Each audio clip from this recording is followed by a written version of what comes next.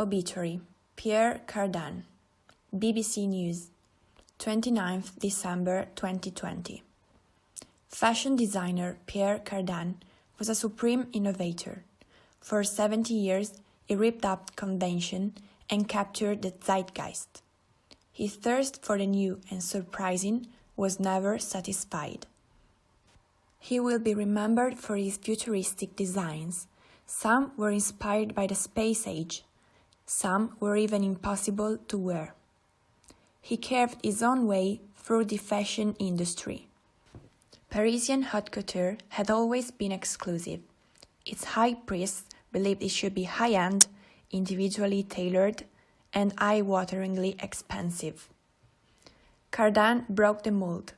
He launched ready-to-wear collections, bringing high fashion to the middle classes.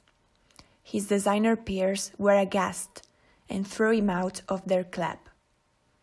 In the 1950s, men wore traditional suits which made the young look like their fathers.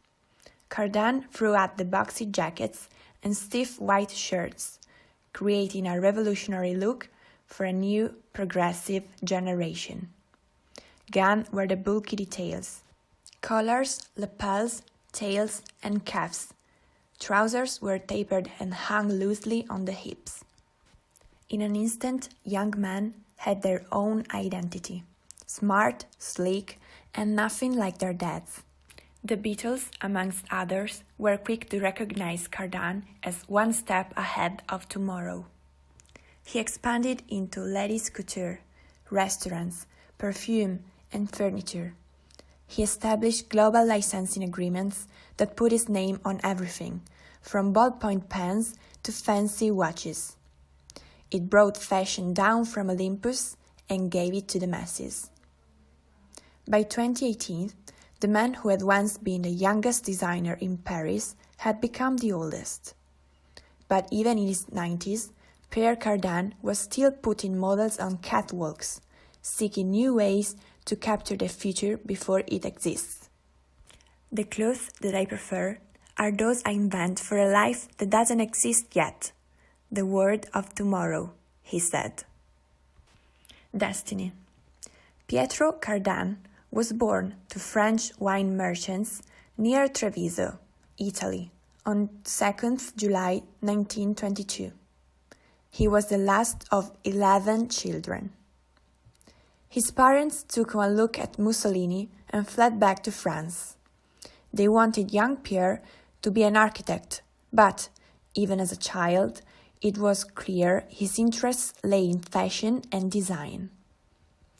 They found themselves in Vichy, under the hill of the Nazis. Cardin learned his trade as a tailor and worked alongside the Red Cross. One day, a fortune teller read his cards and told him he would be exceptionally successful, his name known as far away as Australia. He thought she was crazy, but asked her if she knew anyone in Paris where he wanted to work for a fashion house. She gave him a name. Having nothing to lose, he set off, stopped a man on the street to ask directions, only to find he was the man she had mentioned.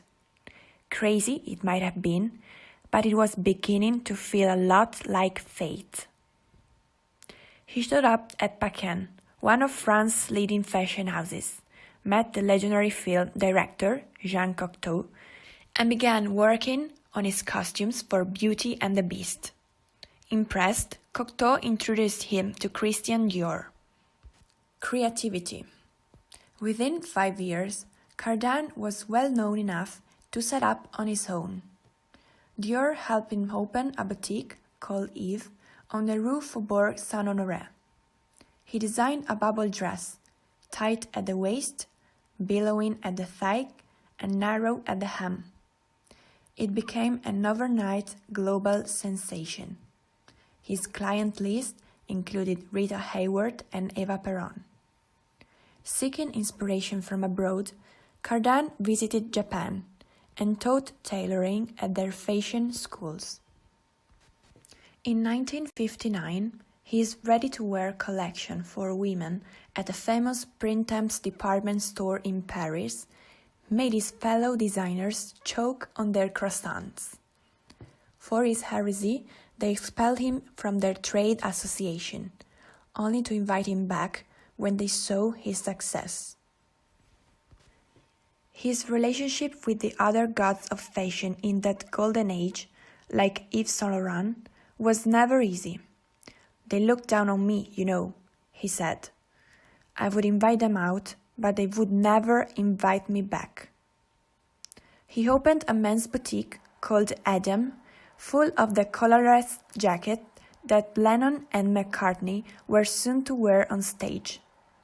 He gathered every triplet in Paris to launch a children's collection, continued making costumes for film and television, and fell in love with space. He found the Apollo space program deeply inspiring.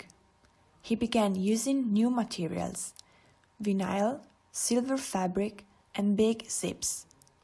He molded hats from plastic, echoing an astronaut's helmet, and his dresses grew sleeves orbiting the arms, emblazoned with circle motifs in tribute to the moon. His 1964 collection was a landmark statement for another reason. It put both men and women in tunic and hose, anticipating all later trends towards unisex dressing. He began putting his logo on all his designs, an industry standard today, but something revolutionary back then. The 1970s saw him launching lines of perfume and branching into industrial design. He did the interiors of cars and the outside of aircraft, sculptural items of furniture, and porcelain crockery. Commercialism. A maverick in marketing as well as design, the next 2 decades saw Cardin ever more into licensing. He built his brand into what became an empire, that fortune teller's prophecy coming true. "I've done it all," he told the New York Times. "I even have my own water. I'll do perfumes, sardines, why not? If someone asks me to do toilet paper, I do it." He had hundreds of licenses, employed thousands of people, and made a lot of money. He was careful to say he carefully selected the products that bore his name. In reality, it did dilute the brand. The former king of haute couture now had his name on boxer shorts in Walmart. Sometimes he put his PC logo on in writing as small as he could. Pierre Cardin's signature is almost as common as that of the American Treasury Secretary, sniffed The Economist in 1989, and as devalued as the dollar bills he signed. In 2011, Cardin tried to sell the business. He wanted €1 billion, although it was probably worth a fraction of that. One problem was that neither he, not indeed anybody else, had much of a clue how much he was making. It was all so dependent on the licenses. He ended up never selling.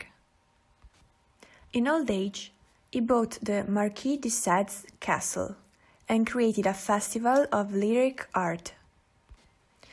He opened a museum in Saint-Ouen, became a goodwill ambassador for the United Nations, and presented spectacular new collections in Russia and China.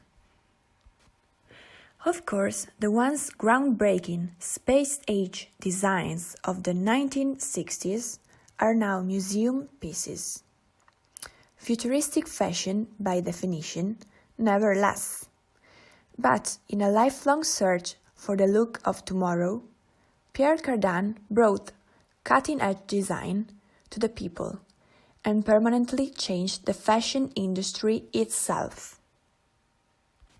He knew he had his critics, accusing him of chasing the money to the detriment of the brand. But he would point to the fate of other famous designers who produced works of greatness but ended life with nothing. I don't want to die without a nickel. Then, 20 years after I'm dead, see others make a fortune from my name, he told one interviewer. Look at me now. I am patron, artisan, proprietor, he would say, with all the sweeping self-confidence of a rich global icon well into his 10th decade. Every day, I work at my designs, and I control every cent.